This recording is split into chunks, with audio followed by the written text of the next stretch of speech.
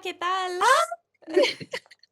Estábamos pensando si es que ibas a hablarnos en español. Estamos muy emocionadas. Somos Yeah. Samara y María. Bien. Pero mi español es muy piquito. Pero yo quiero Tranquila, nuestro practicar. inglés Sí. también. Gracias. Don't worry, we will Interview. yes, we will interview you in English, and we will navigate this the best way possible. Okay, So, Exactly. perfect. thank you very much, and congratulations on this big role that you're getting. Thank you so much. Thank you. We have the pleasure to see the first episode, so we are excited. We are all fans of the Bridgerton series. So you are a fan from the Bridgerton before working, I don't know, the series or before you read the books? You know, I never watched Bridgerton before when I was, like, when it first came on, I didn't. I think it looked like something that I would love, but there was something, a part of me that I just felt not yet. I don't want to watch it just yet. And then when I got the audition, I was like, okay, I can't watch it at all because it's going to get me nervous. And then right before the very last audition, I watched everything and I fell in love. Be watching. Yeah. Oh my gosh. At that point I watched it twice, I think. Okay, you get like, addicted. It's not even you get addicted very quickly with this series. Yes. Yeah. Oh, I know. It's true. But then, because the thing is, when you audition for a show like this, it's so easy to get overwhelmed by everything around it. And then you allow that to kind of make the decisions for you. When in reality, if you just came in as yourself, you might get much further along. So that's kind of what I was thinking about, yeah. Actually, we want to ask you how was the whole casting process? How did you audition? How did you get in here on this? It's your first TV role, like your big streaming role. So can you tell us about that process? Yeah, so I mean, I was in university when I first got the audition. It just popped up into my email. My agent was like, oh, there's something happening in the Bridgerton verse. You should audition. And I was like, okay, I don't even know what role I'm auditioning for. I don't know who this person is or what's happening, but let's go. And you sometimes get a lot of these auditions that are for big things and nothing ever happens. So I don't even think I thought too much about it. And then I got the second response and they're like, okay, they like it. They want you to do a couple of things differently. And I was like, oh, okay, so they even watched it? Amazing. Okay, I'll definitely do whatever they want. So then I did it again.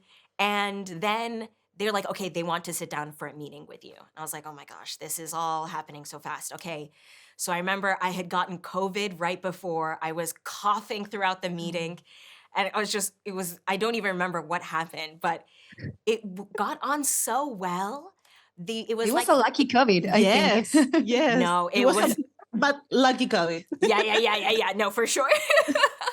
And then after the meeting, I watched the show, and then they asked me to come in for an in-person audition with India. And and then the next day they were like, you got it. You're preparing for the role. You, as young lady, for every last Amikas, then they know, as Lady Danbury. Yeah. Did you work with Anjoa, who plays Lady Danbury in the series? Yeah, so Aju and I worked together a lot. She was the first person I called, and I asked her for any bit of advice because I had never been on a set like this before. I wanted to know what she thought about her character. What is Agatha's favorite color? Does she like chocolate cake? Does she hate it? All these small things that you don't know or see in the dialogue that at least would help me feel confident about being her. So she was super helpful. And then I read a lot of books. I read, books by Toni Morrison, books by Bell Hooks, so many people, Tony Cade, Bambara. I bought a lot of books. Well, and so this is your first big TV role, and how would you describe this experience, especially this show being so special? I mean, it's a historical drama. It has costume, it has hair work, the makeup. It's a big production. How are you managing this, and how is that experience? The experience has been overwhelmed. I mean, it's just been great.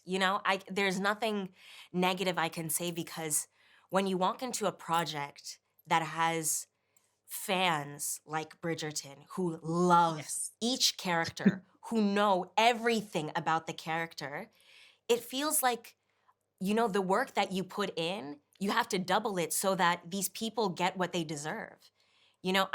It's so amazing to go through the comment section on Instagram and have people quoting the things that Lady Bridgerton says in season 1. Yes. So you read the social media. You go to the social media on Netflix and you read it. Of course. I mean, because at the end of the day, at least for me, this is something that would be not, I mean, the fans make up so much of this, Yes. they, like, you act for your audience. And so I'm always here to, like, respect what people have to say about something. And, if I don't agree, I won't agree, but it's always good to at least give people the space to talk.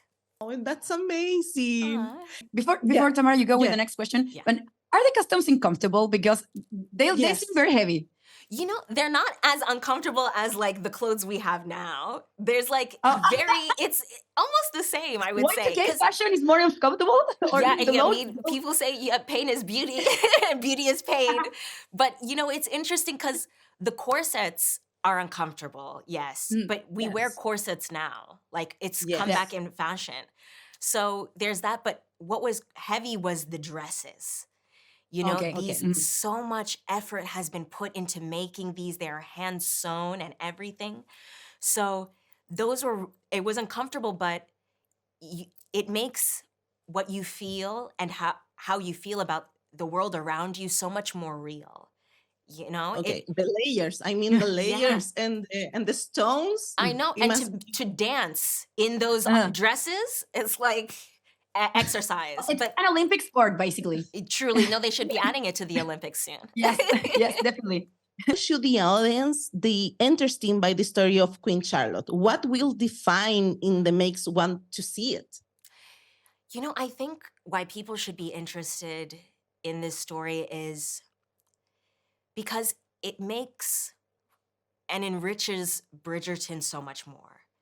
When you watch this season and then you go back and watch Bridgerton, it makes you have a different understanding, because to be able to enjoy the balls and, the dance cards and the gossip and drama of Bridgerton, you have to understand how that city became, the fight that these women had, the struggles that they had to undergo.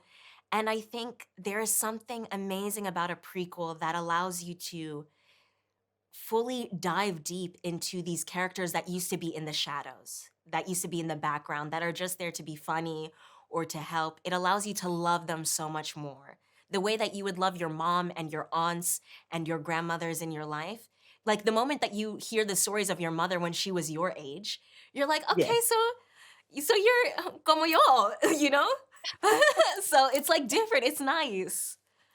Very much, Arsema, for your time. Yes.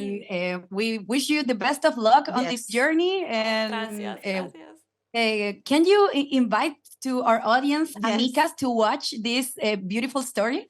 Yes, yeah. I invite everyone to watch Queen Charlotte, A Bridgerton Story on Netflix, May 4th. Thank you very Thank you very much. much. Thank you so much. Ciao. Adios. Hasta bien. Chao. Ciao. Gracias.